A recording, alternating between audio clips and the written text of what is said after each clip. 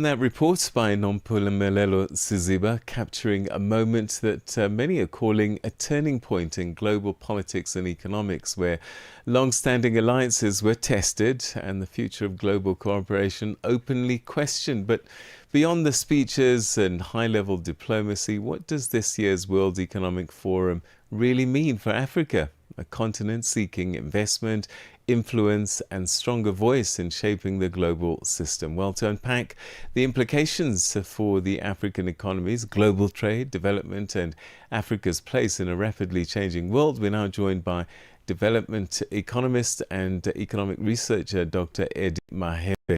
Thanks for joining us, and always good to talk to you. Thank you, Peter, and thank you to your listeners as well. Good morning. So, from your perspective, what was the single most important message that our continent should be taking away from the World Economic Forum this year? Yes, what I really, my big takeaway is that Africa decided not to really focus on the noise, but at least at a single sort of message. Because when I listen to some of the panels and even the delegation from South Africa and others, I think the most important part was they were presenting Africa as a continent of the future.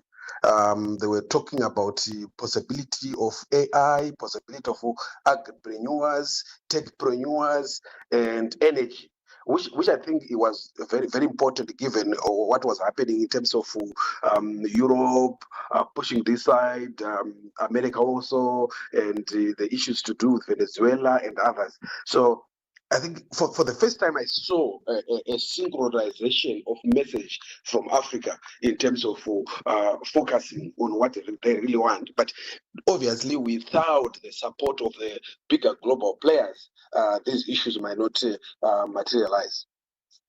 Yes, I mean, it's all very well to go with an agenda and say, this is what we'd like to talk about and this is what we want. But the reality is they were talking about global cooperation weakening. So that's the environment that Africa finds itself.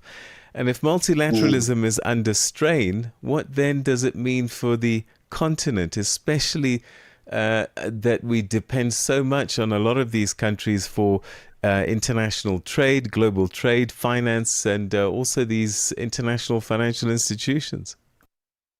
Yes, because I think like what the Prime Minister of Canada rightfully said, we have been relying all over the world on rules.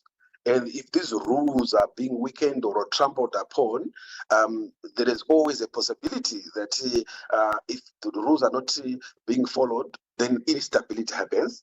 And even it's from a planning perspective, we are a young continent, and planning is very important to play in a structure. So if those rules are not followed, then it's a big challenge. But I think it's also important to know that even during these upheavals, new alliance can also be made. And I think this could be an opportunity to say, what are the new alliances which can be made going forward? Because there is no one country which can be able to build and insulate itself against every other nation. We need each other. And when we need each other, definitely issues of alliances, issues of partnerships becomes very important. What are the new alliances which can be built out of this chaos, so to speak?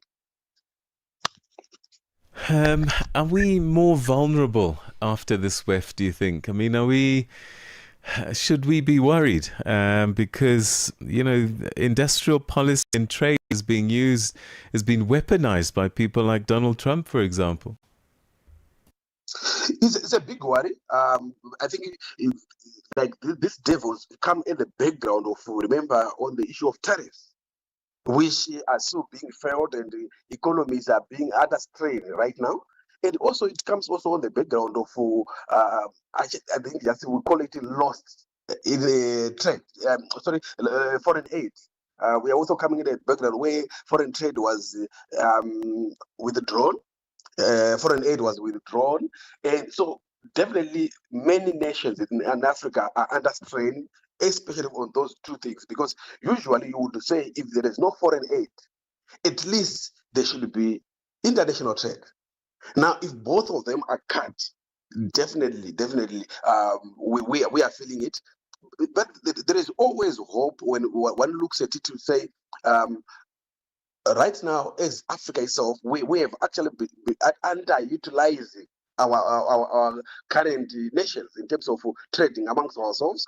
Yes, it's true at infants, but maybe that could be a very important route to take advantage of the African free continental trade area and begin to trade amongst ourselves. Because if we continue to rely on America, for example, we continue to rely on these big nations, and then when they are fighting, the grass will always get affected. So yes, it's a very terrible time for Africa. It's a very I mean, from an economic point of view, it's a pain to lose chances of doing trade and chances also receiving foreign aid.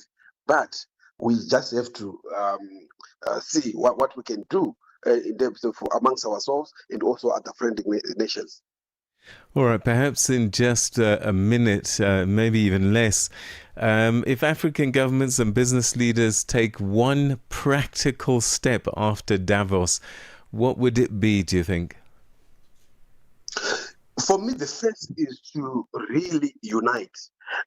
Because even without what we have seen now, Europe can still be able to speak with one voice. And that's, for me, that's key. Yes, challenges will come. Yes, they are being tested, but at least they're able to speak with one voice.